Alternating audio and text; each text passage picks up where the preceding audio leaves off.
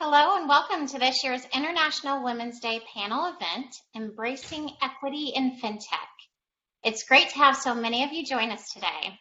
Last year, our Breaking the Bias in Fintech event was such a success that we have decided to run 2 sessions today.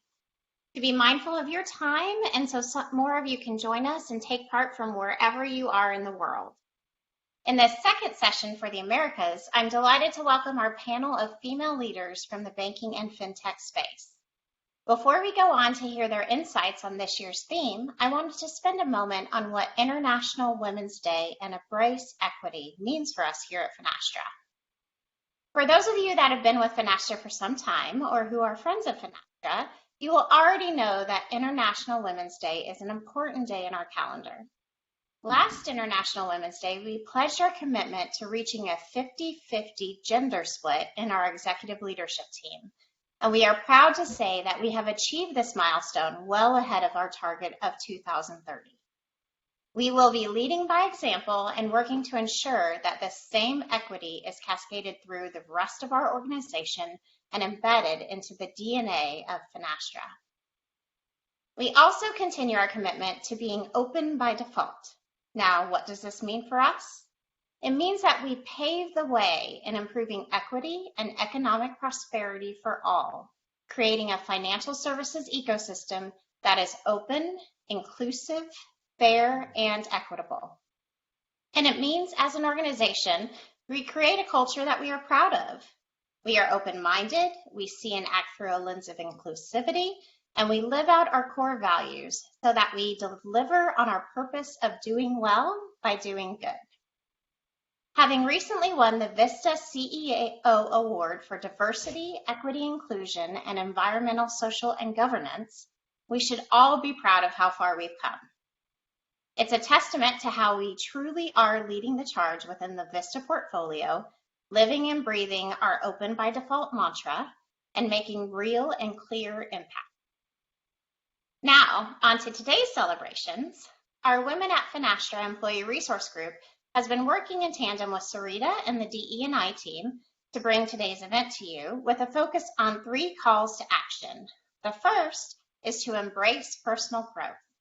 The second, embrace allyship. And third, embrace lifting up. Just as I mentioned that, as an executive leadership team, we will lead the way in driving gender representation through the organization, lifting up as we rise. And I'll invite you to listen to today's session, reflect on these calls to action, and consider the role you play in helping us drive gender equity in Finastra, FinTech, and beyond. And with that, I will now turn it over to today's moderator, Alona, to start the conversation with our panelists. Alona?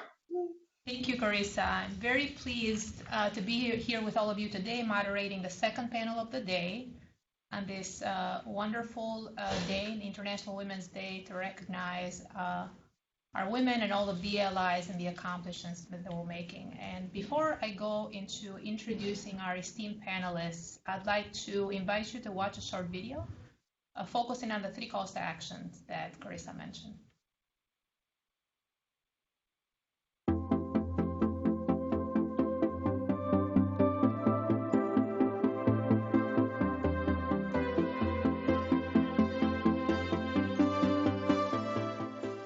Having people you can look up to is important, not just from a male-female perspective. It's important that you know that there are others that are out there that have been able to achieve something that gives you that inspiration or extra encouragement to go push yourself, go be what you want to be. Provide mentoring opportunities.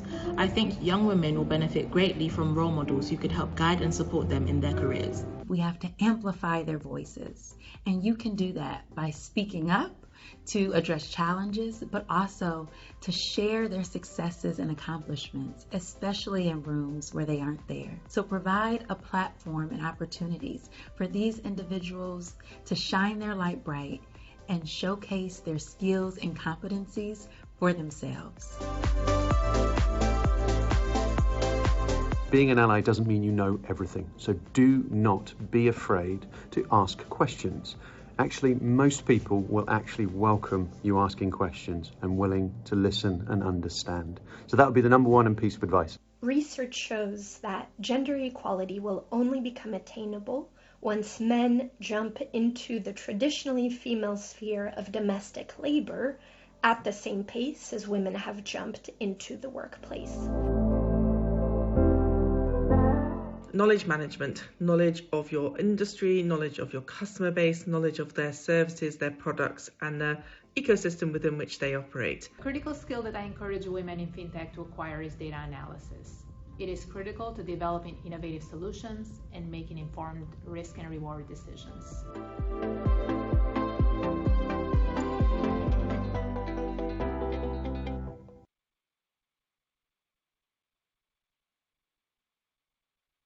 Welcome back, everyone, and again, welcome to the second session of our Embracing Equity in Fintech panel. My name is Eleonora Ruka-Wright. I'm the Chief Risk and Compliance Officer at Finastra, and in addition, I'm proud to be one of the 2 co-executive sponsors of our Women at Finastra Employee Resource Group, together with Wissam Corey, who facilitated our early morning session today. International Women's Day is the main event that we have here at Finastra every year, and we look forward to celebrating this important day with our panelists today. And I look forward to hearing their valuable insights, experiences, any advice they have to offer to all of the participants. And another thing that's different this year is we've opened the panel to attendees outside of Finastra. So thank you, all of you who are joining us today to listen in.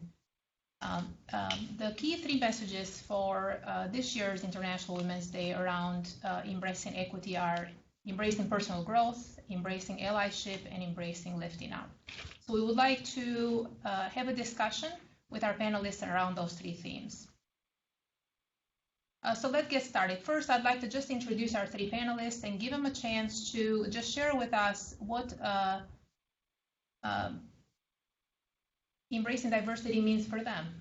How do they manage through the change, the resilience? Obviously, the last 2 or 3 years going through a pandemic have had a marked impact on all of our lives, and I think there is many themes and examples that we can pull from in terms of how we have adjusted and learned and become more resilient as people overall. So first, I'd like to start with Teresa Tanner, who left a successful career in banking to start her own company, Reserve Squad. So Teresa, love to hear a little bit more from you and about you, and thank you for joining us again. And then we'll move on to Bessie and Christine.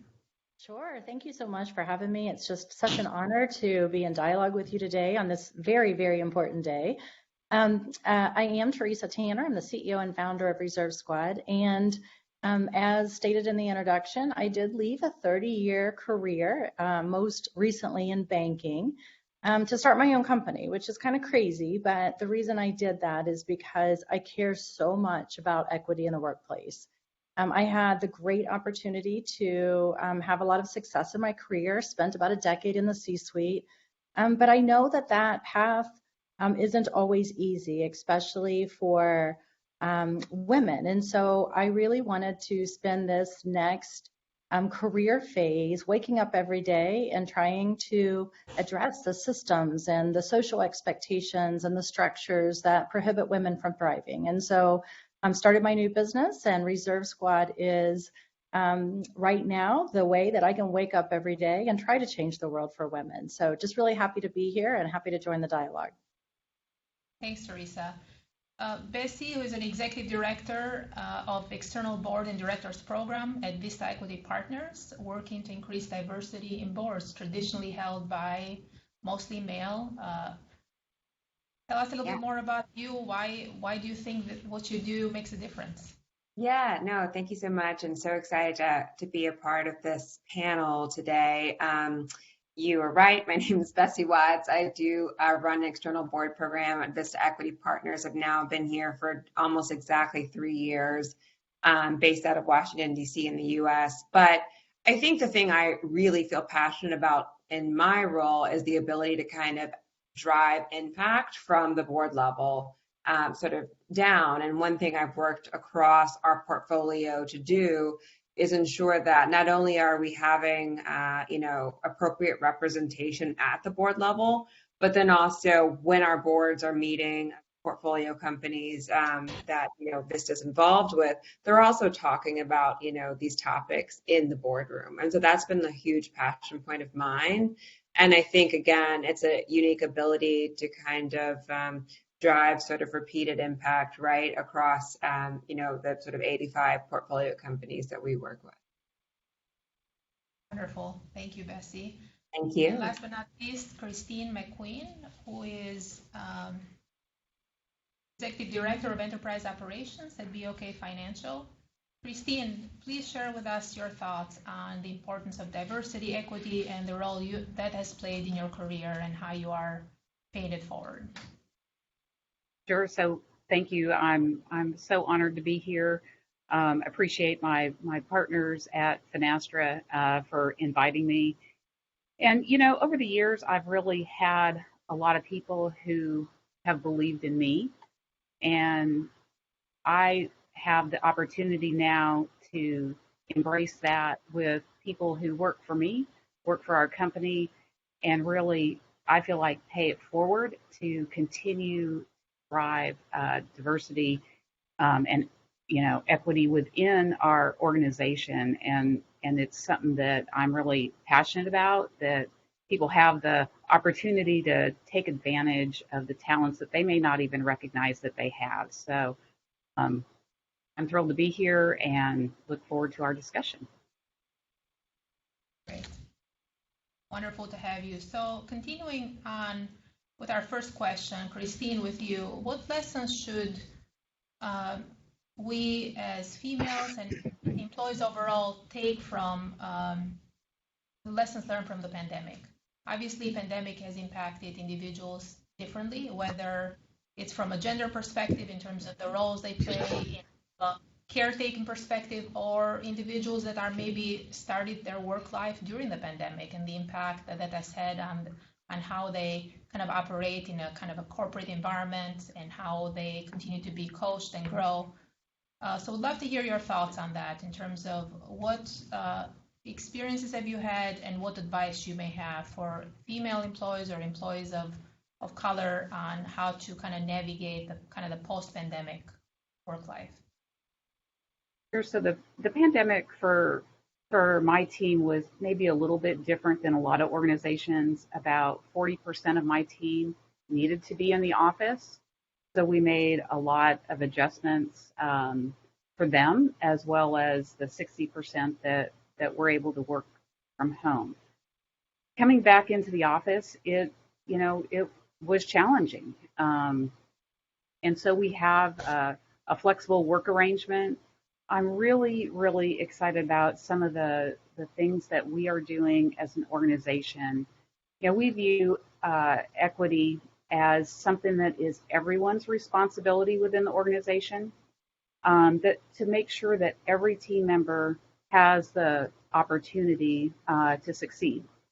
And the thing that I like is that we look at that through a very maybe different lens. It's all about leadership development, whether that's boot camps, mentoring. We have a great mentoring program, but also we look at it as financial wellness tools, making sure that women are equipped to manage their finances, their wealth, and some different things, such as our medical premiums are tiered based on your salary.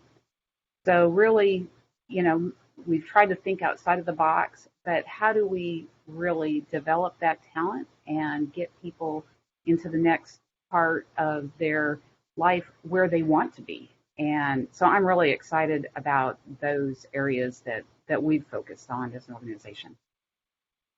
Thank you, Christine. So Bessie, if I may ask you anything you'd like to add? Yeah, I mean, I think Christine nailed it in a lot of her commentary and sort of suggestions. I'll point out kind of a few other pieces that I thought could be helpful to underscore.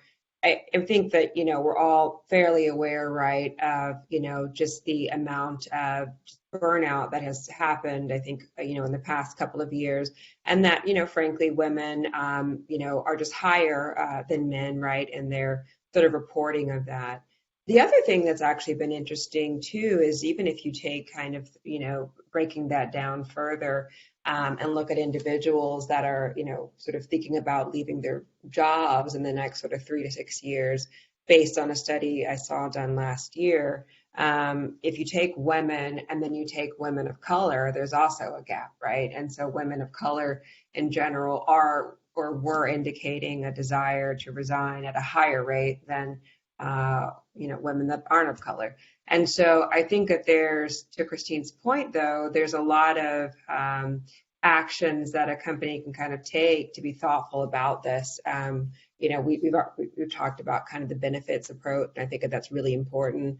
I think also really sort of making sure that, the respective sort of divisions are really aware of, their individuals and sort of are taking into consideration, succession plans, promotion rates, and participation in development programs as they're looking at, both the women and the women of color populations to ensure that they're receiving the support, but also the guidance that they need to feel like there is kind of a future step and a next step. I also think that one thing that's been interesting, I think on both sides of the coin, is just an increase in flexibility and creativity as it relates to flexibility for individuals and employers. And I think that that's something that is a tune that really should be sort of sung right from sort of the talent acquisition process on, right? Not just sort of in the initial sort of recruiting sort of interview process, but then sort of throughout engagement with an employee. But I also think that that's something that individuals feel a bit more empowered about sort of expressing, their needs and sort of whatever sort of form of creativity or flexibility that they need from kind of the beginning. And so my hope is that that piece certainly sort of continues as we, hopefully continue to migrate away from the pandemic. Good trend. Thank you, Bessie. Good transition into our second topic, which is around embracing lifting up. I can attest that I've benefited from many mentors and sponsors throughout my career that have guided, lifted, supported me, whether that meant giving me brutally honest feedback or reminding me to claim a seat at the table or vouching for me for the next opportunity. So, Teresa, what advice can you give to younger employees who are looking for a mentor or sponsor in their field?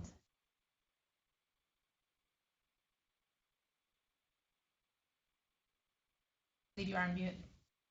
So often we think that maybe it's one and the same, and sometimes it is. Sometimes you can find the mentor that's also the sponsor, but sometimes it's completely different people. And first of all, being clear about what you're looking for and what you're needing from a mentor, and a mentor specifically can be that person that can help you see things that you can't see, things that people that are ahead of you that have experienced things that you haven't. And when I have found, as I've looked for mentors, is sometimes I have found really good friends, but not great mentors, right? Because I found somebody that would affirm me and support me and encourage me, but maybe they wouldn't challenge me. Maybe they wouldn't give me the hard feedback that I needed. And so I really learned that from a mentor's perspective, I had to find someone that, first of all, was different than I was, didn't have the same strengths. Maybe they had strengths that I knew that I needed to develop, or things that I admired about them that I didn't have. And so looking for that mentor that could really help shape me, develop me, and push me in a different direction. And then, from a sponsor perspective, again, they can be the same person, but not always. The sponsor is someone that can advocate for you. So this is somebody that really needs to know your work. They need to be close to you. They need to be someone who can really be in the room and mention your name when you're not there and think about you. And again, I had to learn through my career of trial and error of how to really leverage both of these resources in the most effective way. And I remember a couple of situations with sponsors where I learned to ask really specific questions, because it's also so incumbent on us to be the right mentee, to be the right person that can help the sponsor, equip the sponsor to speak for us, because we can't ask a sponsor to speak for us. We actually can only ask them to amplify our voice. So finding our own voice, letting them know what that voice is, and then equipping them to amplify it. And, as I worked with sponsors in the past, I learned to ask really good questions like, hey, this is a job I want, and I think I'm equipped for it, but if it becomes open and you're in the room, can you immediately say, wow, you should really consider Teresa for this role? And if the answer is no, then why, right? What gap do I have? What do you see about where I'm at now and what I need? Because I want you to feel confident. You're putting your name on this, right? So can you really, with passion, advocate for me? Another really good question to ask a sponsor is, hey, in that same meeting, maybe you're equipped to say, yes, that person really should be considered for the role. But is there anybody else in the decision-making process that wouldn't say that may be a vote against me? And if so, why? How are they assessing the situation? And so, as I was headed to the C-suite, I actually had this conversation with the sponsor, and he said, yeah, there's this one person that, when I mention your name, isn't just quite sure. And I'm like, okay, well, let's talk about that. And it was such great feedback for me to go to that person, demonstrate the value that I could bring to that role. So, very different type of roles. But I guess just in general, I think it's so important for us to understand how to really leverage those relationships in the best way. So that it's beneficial not only for me, but that person that's investing time and energy into that relationship. So Christina, Teresa, before we move on to the next topic, maybe a little bit more from you on because I think it's a really good transition into the topic of allyship. I know you shared with us that your husband has stepped away from his career to support yours. What would you suggest to men who want to be allies, but they maybe don't know where to start or how to support? Obviously, as we have heard so far from the panelists, and I think it really ties in well with the topic of mentorship and sponsorship, is being able, first, you must seek to understand, right, in terms of the needs of the kind of individuals and how to best support and become allies for them. So can you share a little bit more about that? Yeah, sure. And I'll start with that personal story, just as you mentioned.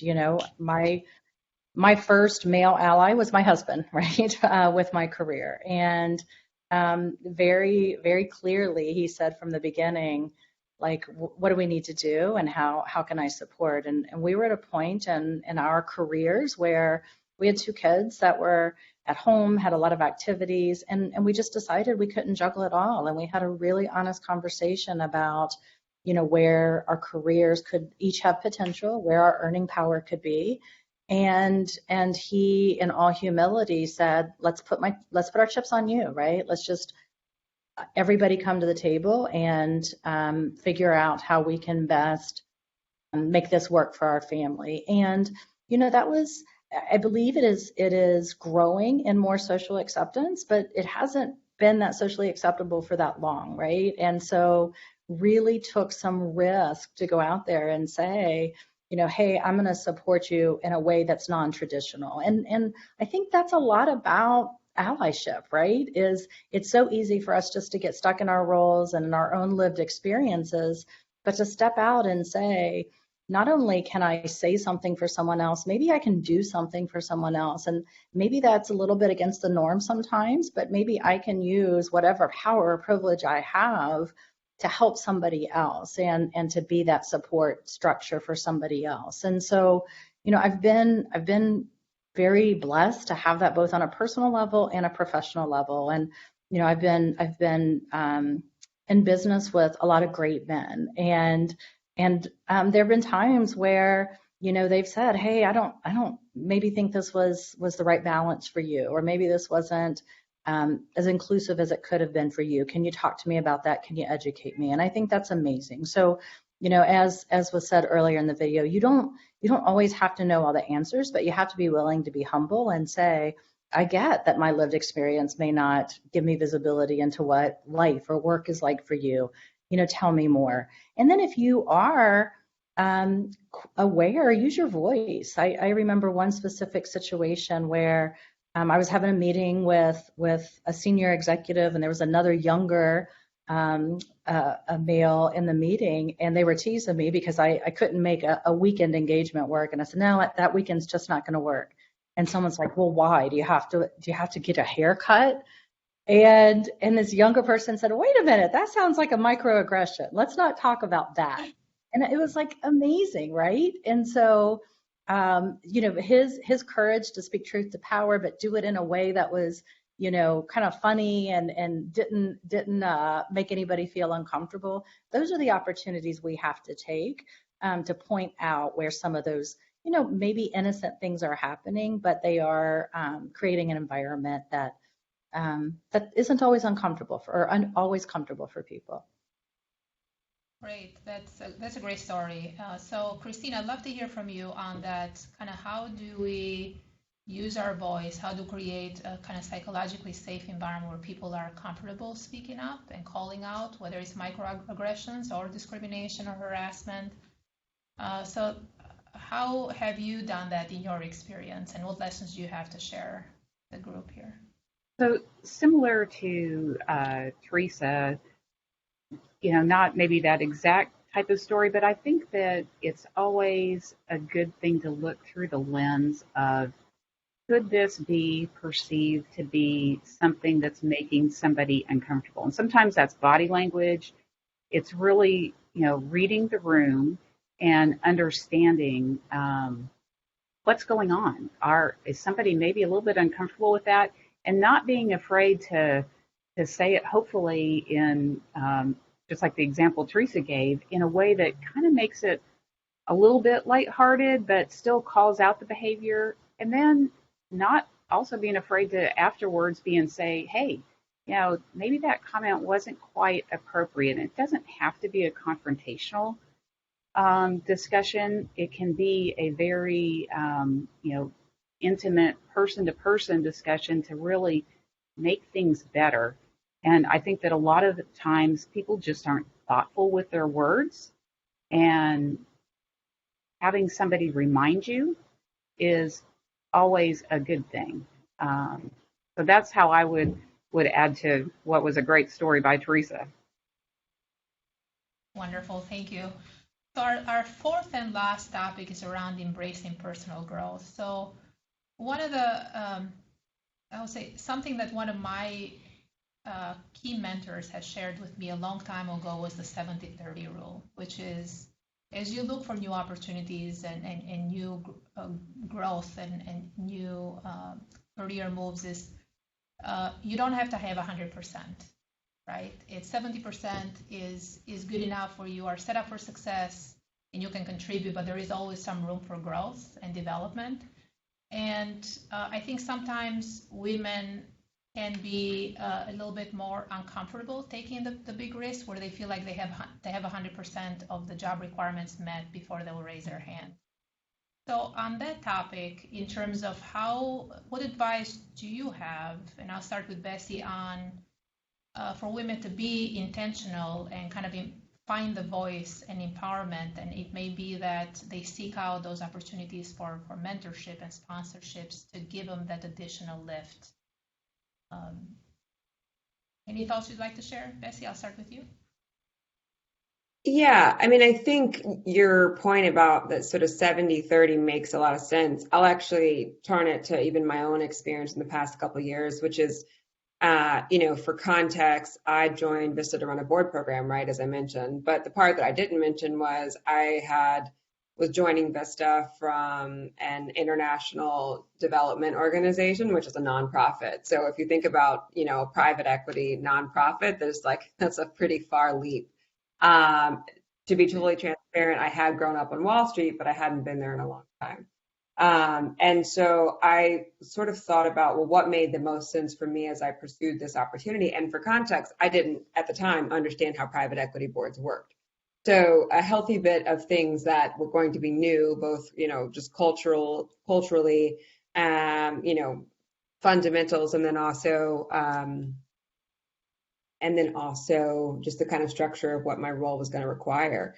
But I knew I liked to kind of build things. I knew I liked to scale initiatives, and that's what I had been doing for the past couple of years. And I think for me, in that instance, I knew I wanted to move forward, in part because I felt like it sounded interesting. I wanted to kind of scale something up that I believed in. There was a bit of impact in there.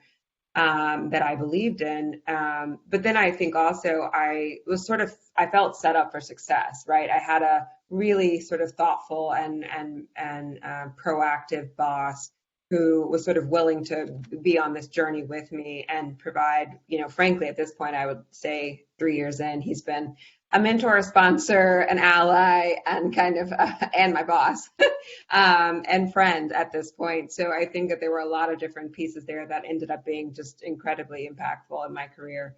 But I think looking for some of those initial sort of safety points are really critical, right? If you're going to start to make a pivot or move into something that's pretty new to you, you need to make sure that you have support that's real and that you believe in, both in a person that you're working with, and ideally also in your boss, but then also that you kind of believe in yourself and your abilities to sort of achieve the goals that you're kind of agreeing upon working on. Thanks, Bessie. Christine and Teresa, anything you'd like to add? Yeah, I would say, if you're especially within the organization, don't be afraid to ask questions about a role that you're interested in, what people might think, perceived gaps. When I took this job, it was a big step for me, and I went and I surveyed some of the key stakeholders and said, hey, what are you looking for? What's important to you that this job needs to fulfill? And so I could really assess, was it something that I felt comfortable stepping into? And I will just say that the cross collaboration and support that I got from those people was great as I stepped into the role, and kind of, you have to grow into it a little bit. And so, the 70-30 rule, I think is a great,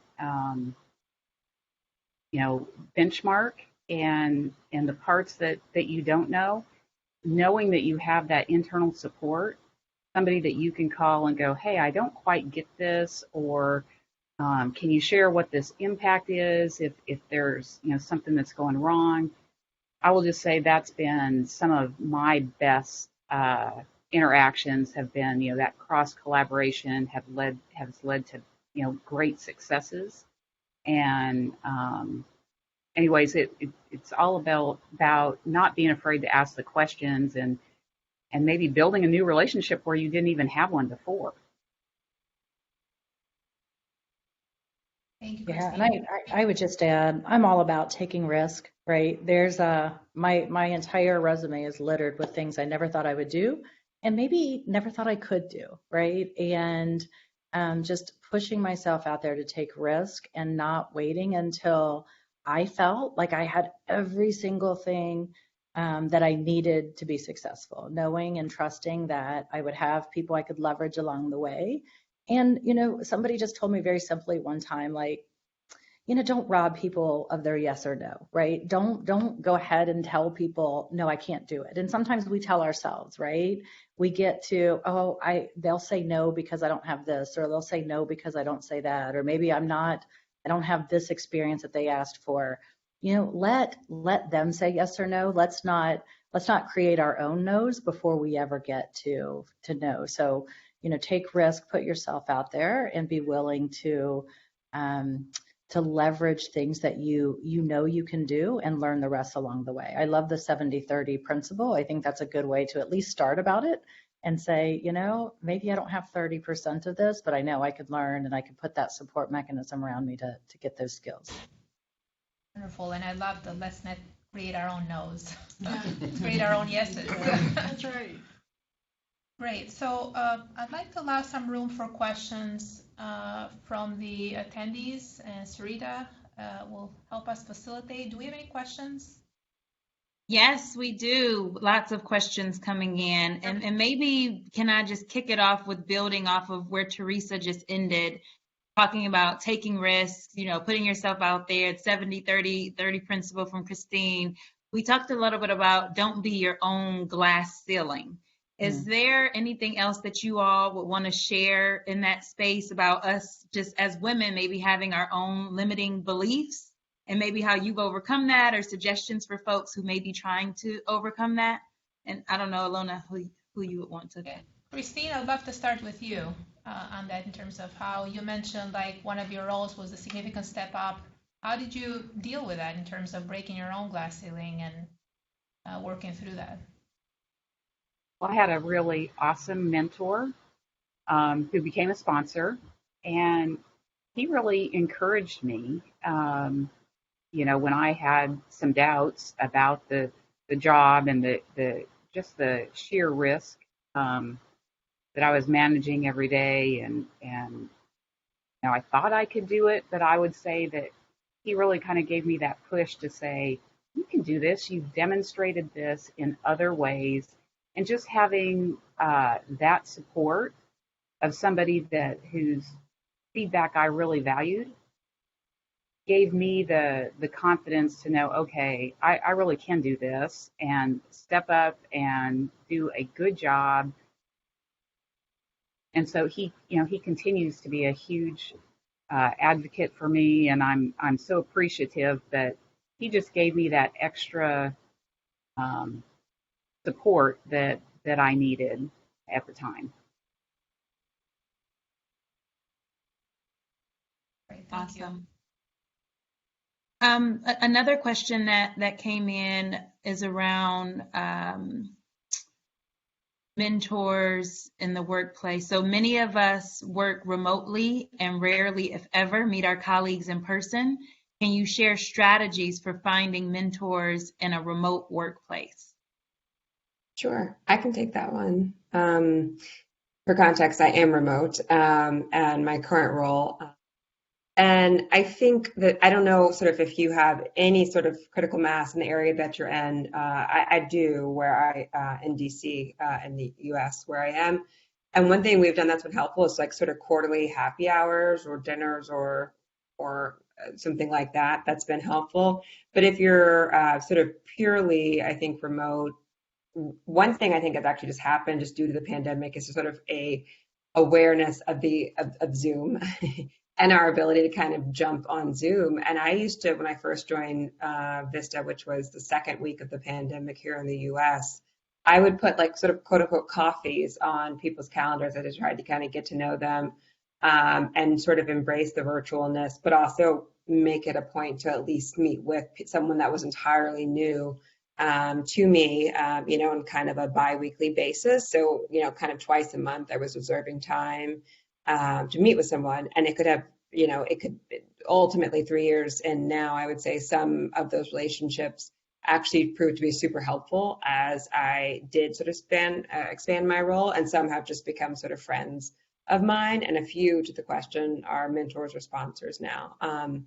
But I don't think that anyone should shy away from the concept of just, meeting up virtually. I think at this point, we've all kind of proven that we can do that. And it's another sort of way to have a quick call and check in. And you don't have to do the transportation time, the travel time. So it's a little bit more efficient. So kind of building off of that, because you all talked a lot about the coaching and mentoring.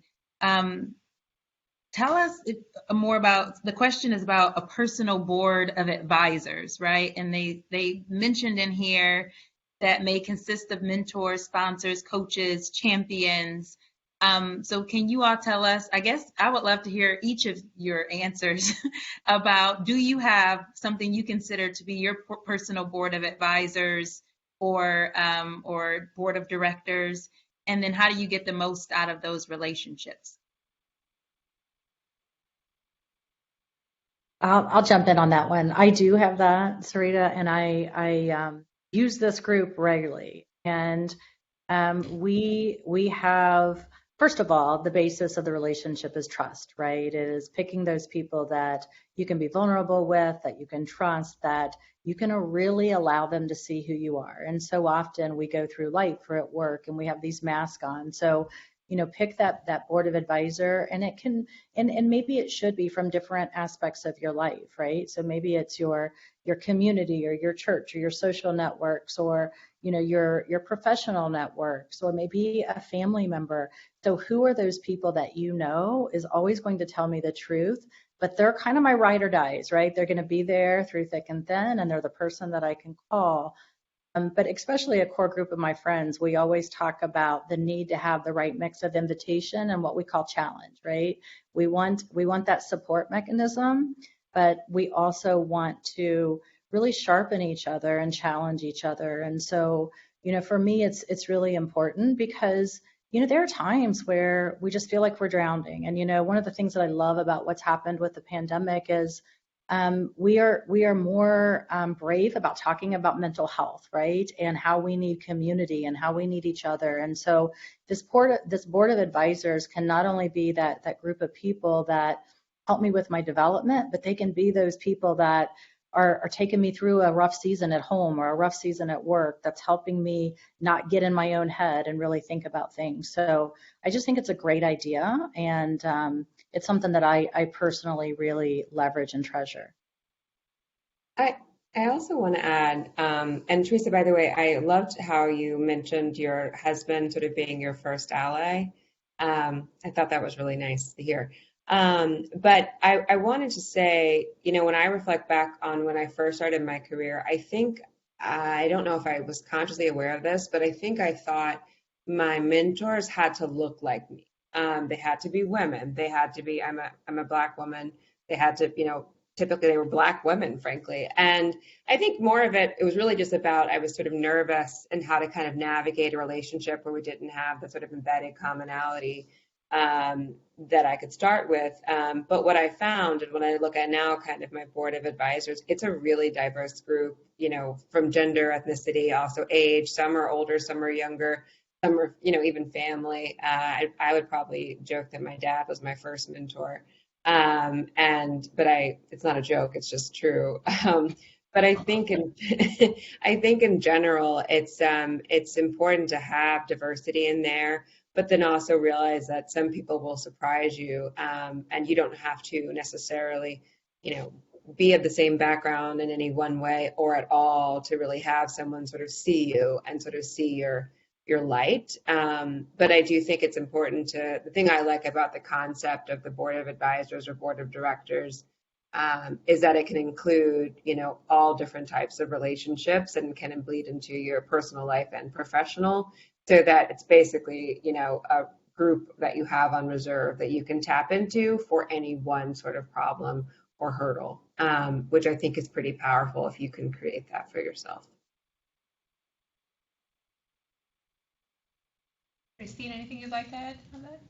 Yeah, I think that the trust comment that Teresa made, that it's all built on a foundation of trust, is really, really true. And having a diverse group is really beneficial, whether that's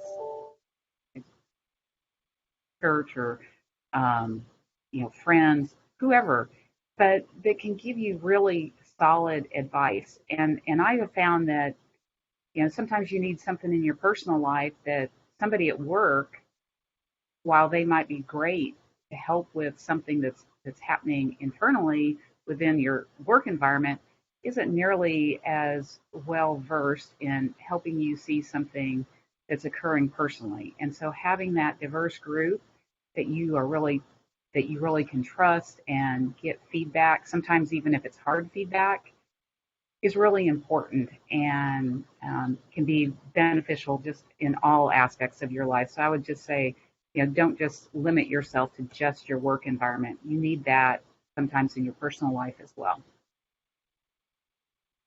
Yes, thank you. So another question that came in was just recognizing Fenestra's commitment to gender balance and in leadership, but was wondering what type of developmental opportunities, I guess, have you all seen that have worked in your organizations or worked for you personally that have helped women thrive? But specifically, Betsy, you gave some really, prominent stats around women of color, right? Different racial identities or marginalized communities.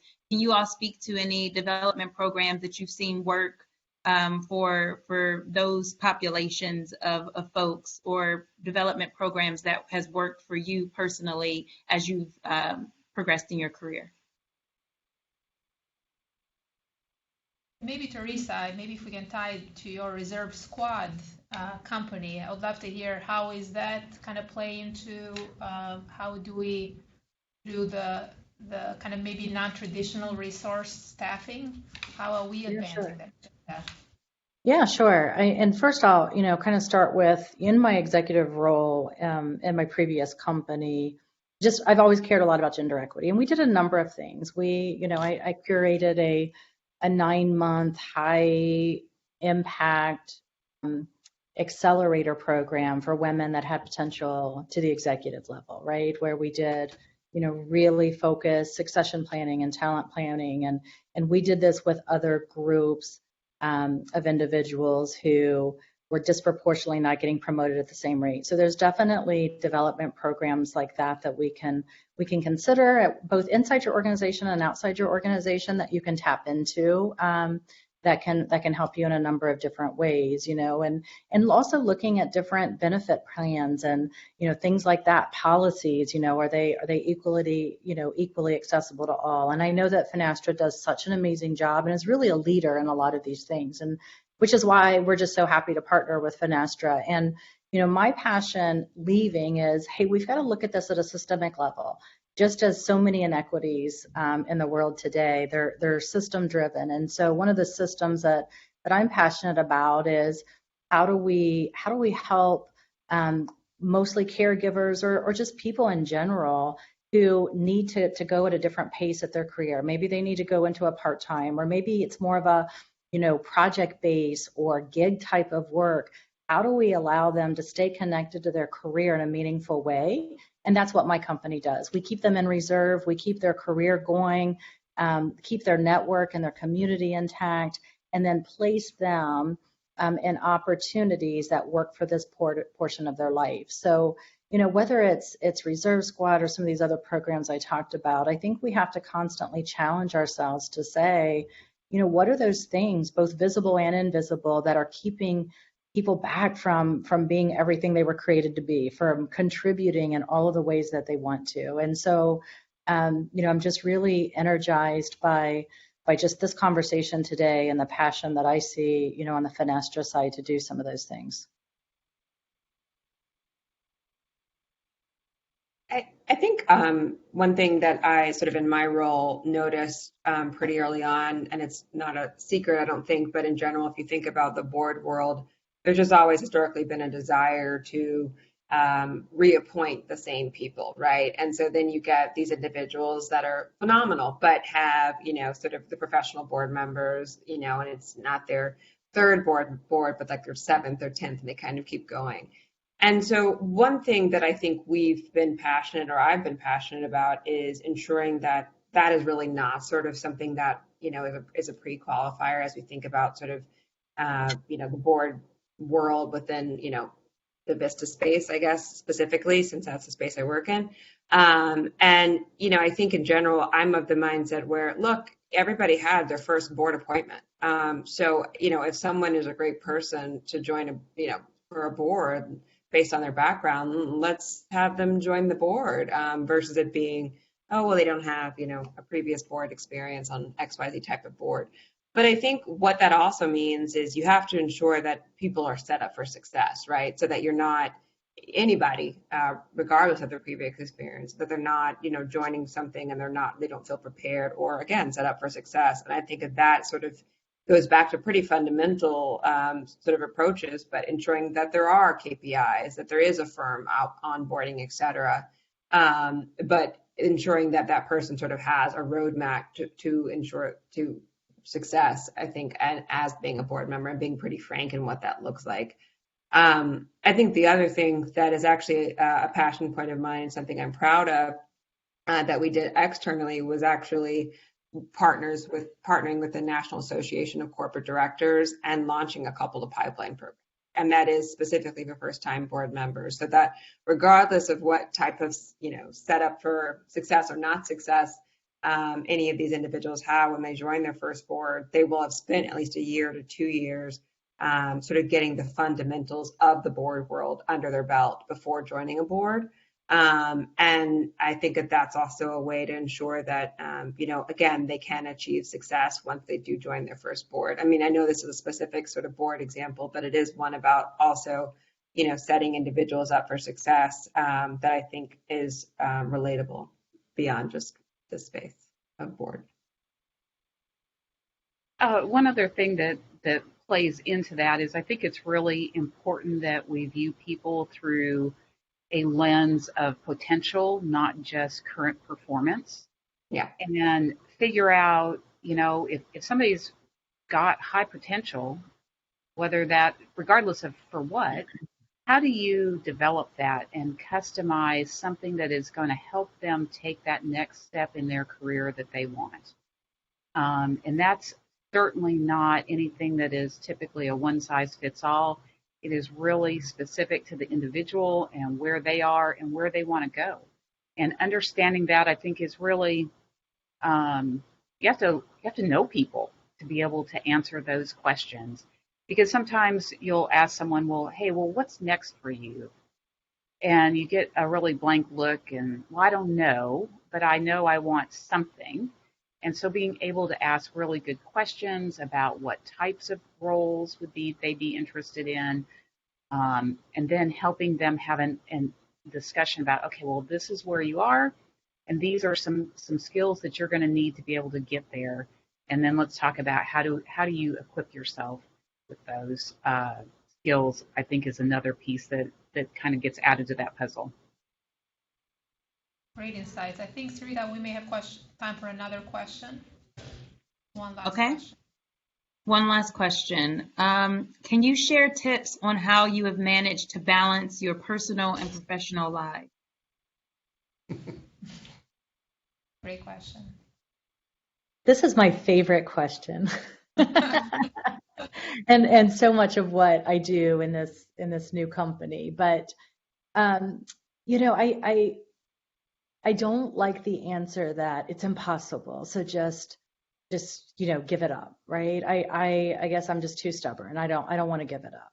Now, what I do think the key is, at least for me, and I've seen work for so many people, is just redefine what success looks like, right? When you say, how do you balance it all? I'm like, well, let's first talk about what is all, right? Like, what is all? What is your expectations, right? And if all means you want to be the star employee and the best wife and the best daughter and the community leader, and you want to have a Pinterest level birthday party for your kids, no, you can't have all of that. But can you have an amazing birthday party with takeout at a park and your kids will have just as much fun? Yeah, right? Or, can you recalibrate what all means? And that doesn't mean lower your standards. It means really have realistic expectations and decide where you put your chips, and I remember there were, times where I had to decide okay, do I go to this game, or would that child prefer I do this? And sometimes it's a conversation maybe with that child to say, this is what I have the capacity for, where can I make the most, impact on you, and what would you like? And so I think we have to kind of start with the pie first and say, what is it that we're trying to balance? And create a new yardstick. And it's not society's yardstick. It's not what your friend next door's yardstick is. It's not what your, Pinterest yardstick is. It's a realistic yardstick for you and your family. And then start with your measurement system before you even talk about the idea of balance.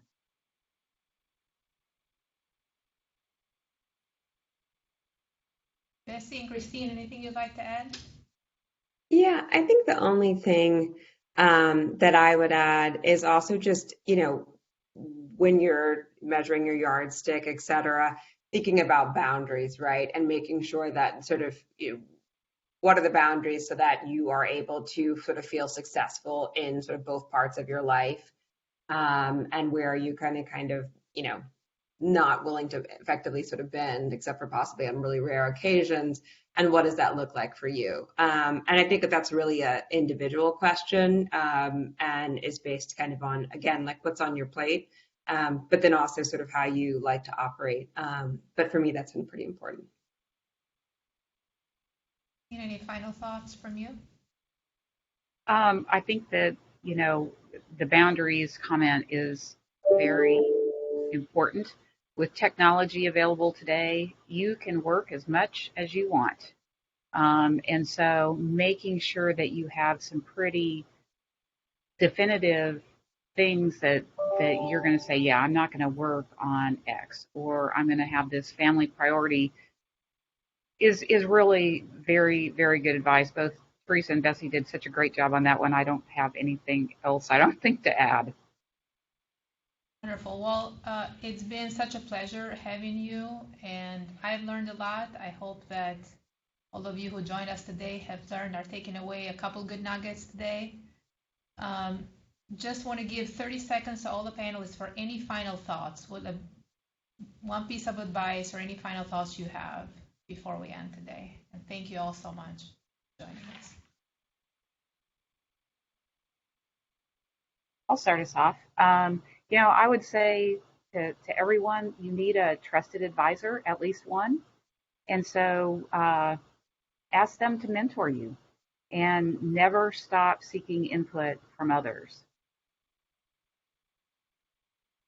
The one sort of thing I think that was an unintended output of the pandemic is sort of an increase or an uptick, I think, in honesty about your real life struggles. For me, as a Black woman, I think I've been a lot more honest about, that reality post George Floyd here in the U.S., but then also,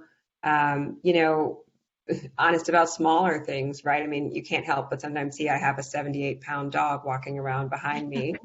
He's not here right now, but I mean, in general, I think all of those things, sort of help with additional connectivity, right? And learning about the people that you work with. And I hope that piece continues because I think it's a way in which, again, you learn more about the people that you talk to every day. And the thing that's coming to my mind is so often the best way to lift ourselves is by lifting others. And so I just am loving this whole hype woman kind of trend. And whether it's hype woman, hype men, hype all, right? I just love the spirit of, doing what you can to pay it forward. And, because there's always somebody, no matter how much we look at ourselves and say, oh, we need all this development and we need to grow and here's where I need to be. There's always someone that's looking up to you and that's behind you. And so there's a lot of value that you can add to others. And you'd be surprised in how that ends up developing you as a leader by doing so. Well, thank you all again so much. I appreciate your time. I've learned so much, great insights. So thank you all and happy International Women's Day to everyone. Thank you. Thank you. Happy International Women's Day.